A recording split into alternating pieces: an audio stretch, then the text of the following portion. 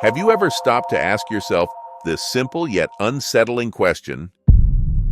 Am I living for myself or for the expectations of others? Think about it. How many times have you bent over backward, sacrificed your own happiness just to win someone's approval, only to feel drained and unfulfilled in the end? No matter how hard you try, you have to accept the truth that you can't please everyone. But actually, you don't have to. The key to living a life of peace and authenticity isn't found in other people's opinions, but in how deeply you value and love yourself. So, if you feel exhausted trying to please everyone around you, stay with me as we explore how to align your life with your true self. Drawing from the timeless wisdom of Buddhism, we'll unravel 7 profound lessons that can help you stop chasing validation from others and start embracing the extraordinary person you already are. Lesson 1. Recognizing your own value. Let's begin with a powerful yet often overlooked truth. Your worth is not something others get to decide. Yet, so many of us live as if it is. We cling to compliments like they're lifelines, thrive on approval as if it's oxygen, and crumble at the slightest hint of criticism. Why is that? Because we've been conditioned to believe that our value lies outside of us, in the words, judgments, and acceptance of others. It's like trying to see your reflection in a broken mirror. The image is distorted, incomplete, and never quite true. But here's the radical insight Buddhism offers, a truth that might challenge everything you've been taught. Your value is intrinsic. It's not earned through achievements or applause. It already lies within you. The Buddha himself said, "Be a lamp unto yourself. Rely on no one else." Lamp's light doesn't flicker based on how others perceive it. It shines steadily from within, illuminating everything around it. In the same way, your worth doesn't depend on external validation. It emanates from your very being. But to see this light, you need to stop looking outward for confirmation and start turning inward. Practices like meditation and self-reflection are keys to this inner journey. Through them, you learn to sit with yourself, explore your thoughts without judgment, and uncover the truth that your worth was never in question. Just like a tree doesn't need applause to grow, it simply stretches upward, reaching for the sunlight. You are that tree, already equipped with everything you need to thrive. So, trust in your roots, nurture the light within, and watch as the need for external validation fades away, replaced by quiet confidence and an unshakable sense of peace. Lesson 2. Embracing your mistakes and letting go of perfection. Once you begin to recognize your intrinsic worth, the next challenge is learning to embrace your mistakes and imperfections. Let's be honest. How often do we beat ourselves up over the smallest missteps, replaying them in our minds as if they define who we are? Society has ingrained in our minds an unrealistic idea that perfection is the goal. But the truth is, perfection is merely an illusion. It's like chasing a mirage in the desert. No matter how fast or far you run, it's always just out of reach. The teachings of Buddhism remind us that mistakes are not signs of failure. They're stepping stones on the path to growth. Not only that, mistakes are evidence that we are making an effort in life and refusing to give up on ourselves. In fact, every successful person has faced errors along the way, learning and growing stronger from them. This is how they reached their greatness. As the Buddha said, "No one in this world is free from error, but the wise learn from their mistakes and grow." This simple wisdom challenges us to reframe how we see our flaws. Instead of letting your mistakes define you, see them as teachers, gentle reminders of where you can grow, adapt, and evolve. Just as a sculptor chisels away at rough stone to reveal a masterpiece, every mistake you make is a chance to refine the person you're becoming. Trust that you always have the power to move forward and improve. But how can we let go of perfectionism and start embracing our mistakes? Here's a daily practice you can try. Each morning, take a moment to sit quietly on your bed and reflect. Despite my imperfections and the mistakes I've made, I will not give up on myself. I will continue to grow, improve, and strive to be a kinder, happier person. No matter what, I will always stand by myself. This practice is not selfish. True selfishness arises when we set unrealistic expectations for ourselves and then resent who we are when we fall short of them. Loving yourself means accepting where you are while remaining committed to positive change. In other words, it's practicing self-compassion. When you catch yourself dwelling on something you've done wrong, pause and take a deep breath. Ask yourself, if a friend made this same mistake, would I judge them as harshly as I'm judging myself? The answer is no, right?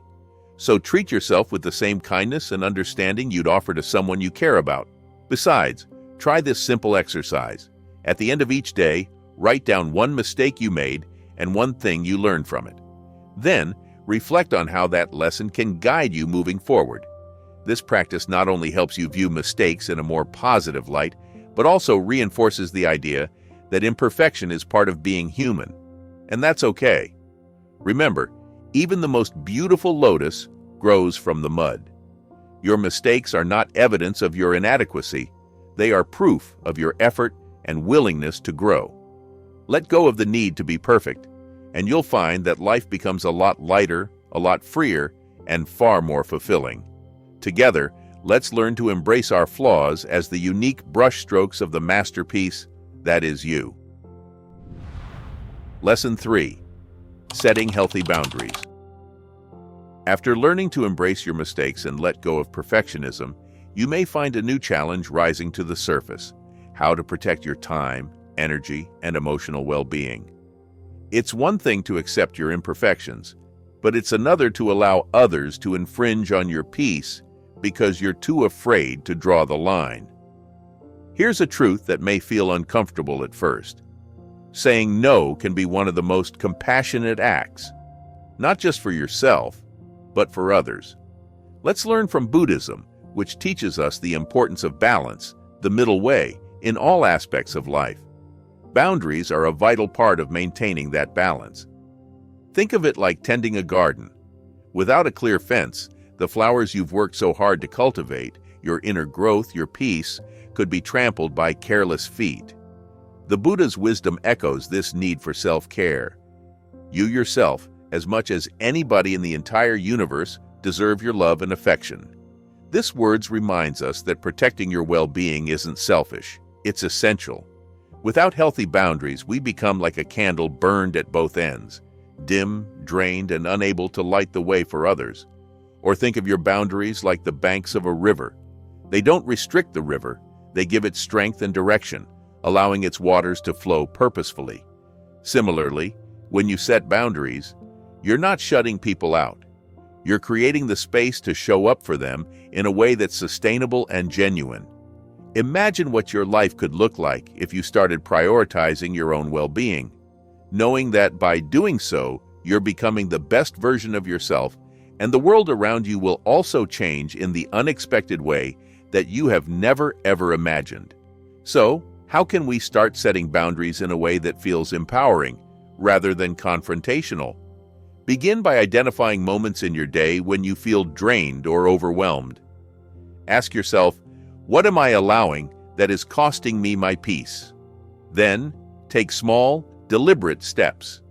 If someone asks you for something that doesn't align with your energy or priorities, respond with respect and honesty. I appreciate you asking, but I need to focus on myself right now.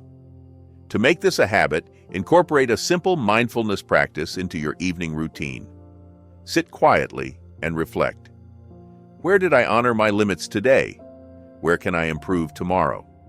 Over time, this awareness will help you establish boundaries that feel natural and authentic. Lesson 4. Letting go of unrealistic expectations.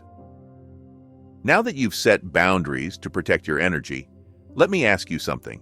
What happens when the stress isn't about what others expect of you, but about the silent, invisible expectations you impose on yourself?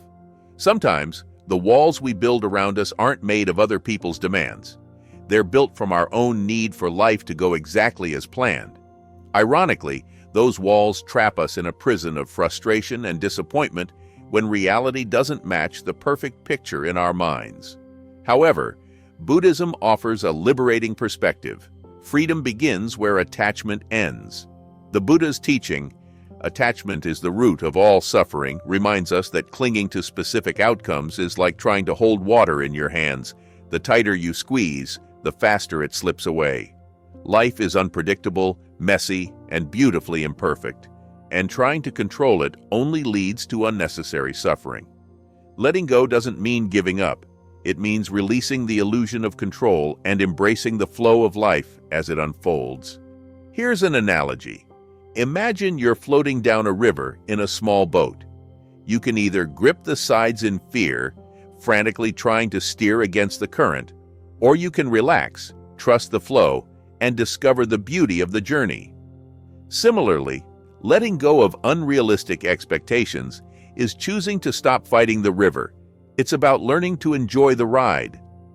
To practice this, start by identifying moments when you feel disappointment or frustration. Instead of reacting, pause and ask yourself, was I expecting something that life didn't deliver? Could I let go of that expectation and see the situation differently? Pair this with a mantra like, "I release what I cannot control." Take a deep breath and visualize the expectation dissolving, like mist evaporating in the morning sun. If you want to start a deeper practice, you should create a letting go list. Each evening, write down one thing you expected to happen that day and how life diverged from it. Then, reflect on what you learned from the experience. Over time, this exercise helps transform frustration into curiosity and gratitude for life's surprises. Remember, letting go isn't about apathy. It's about making space for joy and peace. It's like clearing out a cluttered room. Only when the unnecessary is removed can you truly see the beauty of what remains. Lesson 5. Practicing gratitude and loving yourself. As we let go of unrealistic expectations and embrace the flow of life, we're left with an open space, an opportunity to fill that space with something transformative, gratitude and self-love. But here's the challenge. Many of us find it easier to extend kindness and appreciation to others while neglecting to offer the same to ourselves. Why is it so difficult to see our own worth? Why do we fixate on what's missing rather than celebrating what we already have? Buddhism reminds us that gratitude begins with awareness. One story from the Buddha's teachings illustrates this beautifully: the parable of the mustard seed. A grieving mother, devastated by the loss of her child, approached the Buddha and begged him to bring her son back to life. The Buddha agreed, but with one condition: she must bring him a mustard seed from a household untouched by death. Eager to succeed, the mother went from house to house, only to discover that every family had faced loss. Through her journey, she realized the universality of suffering and, in turn, found solace in gratitude for the moments she had shared with her child. The lesson is profound. Gratitude doesn't erase pain, but it transforms how we hold it. Think about it. Many of us are similar to the mother who lost her child in the aforementioned story. We often lament our shortcomings while forgetting an important truth. We must learn to cherish what we have, appreciate every moment of the present, and value ourselves. Self-love does not mean overlooking your flaws. It means embracing them as part of your unique journey. Besides, gratitude and self-love are not just gifts for yourself. They are the roots of a peaceful and fulfilling life.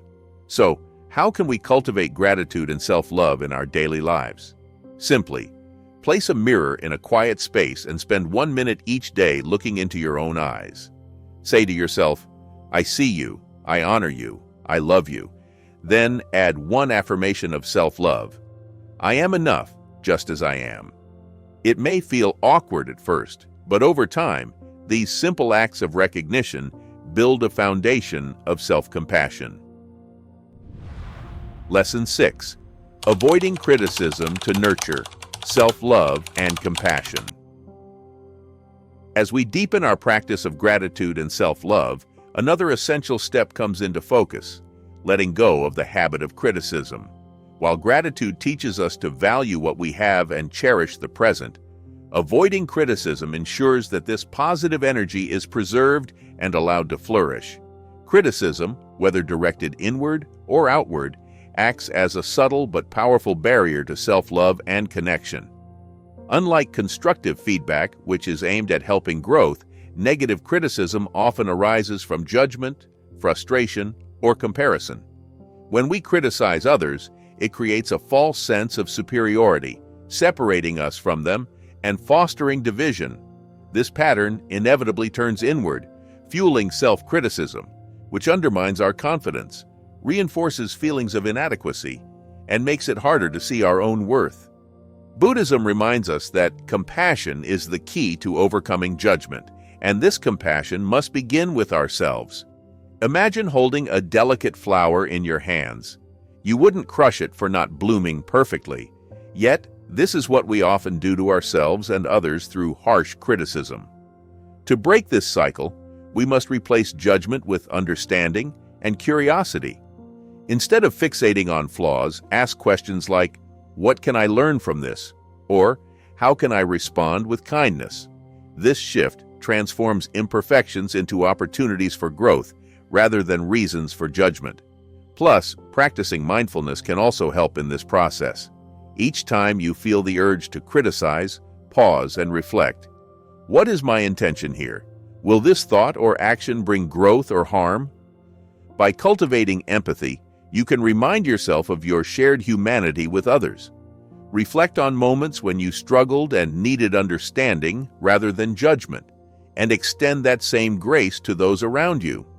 When self-criticism arises, counter it with gentle affirmations like, "I am doing my best," or "I am growing with each step." Moreover, you should know that criticism and self-love cannot coexist.